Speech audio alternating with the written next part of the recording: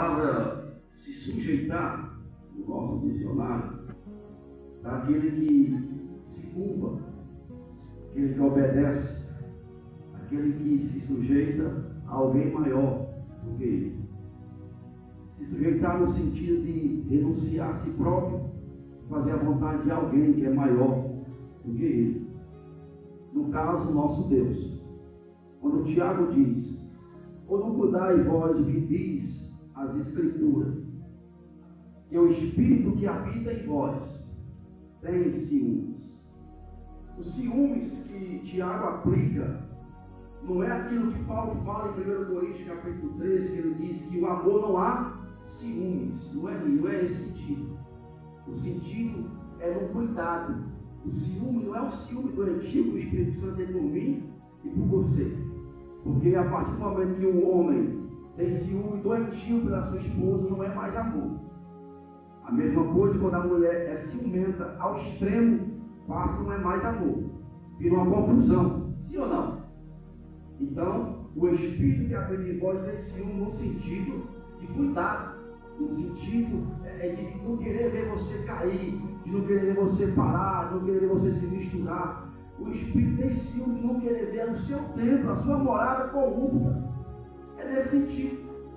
E quando ele diz que se sujeitai vós a Deus, resistir o diabo, e ele fugirá de vós, a gente entende que quantas pessoas você conhece que por não se submeter à vontade de Deus, não teve força de resistir o diabo. E se não tem força de resistir o diabo, se não tem força de dizer não ao diabo, ele está vulnerável. Logo o diabo mata, humilha, lhe escraviza, porque a Bíblia diz que aquele que você é dominado, ele se torna o seu senhor. Ou seja, quando o pecado ele domina você, é porque você há muito tempo não tem mais se submetido à vontade de Deus. E por não se submeter à vontade de Deus, não tem mais força de dizer não ao diabo. Então o pecado ele domina, ele torna o seu senhor. Deixa ele ser Deus, o seu senhor, para quem mandar na sua vida agora é o diabo. Então nessa noite eu quero que você entenda algo.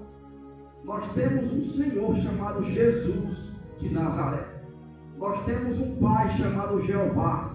Nós temos um Senhor chamado General de Guerra, o Deus dos céus.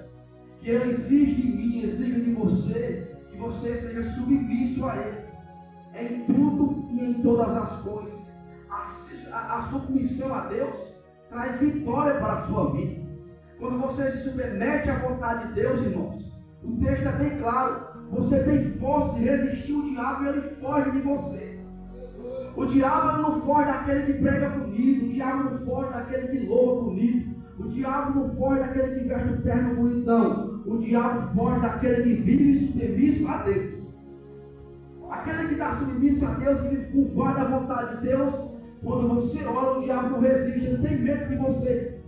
Então eu sou... Não é você. É o que está em você. Aquele que está lá em cima, que habita em você, te dá força para você dizer não.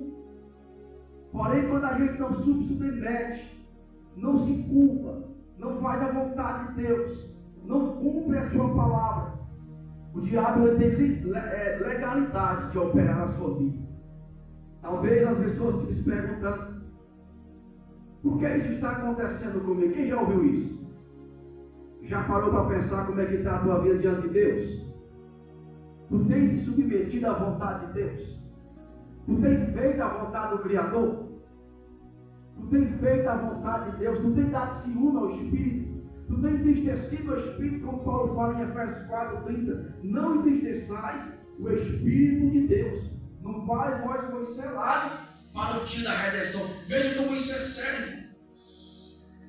Se eu tenho alguém que mora dentro de mim, se eu sou a casa do Espírito Santo, como Paulo diz aos Coríntios, nós somos templo do Espírito Santo.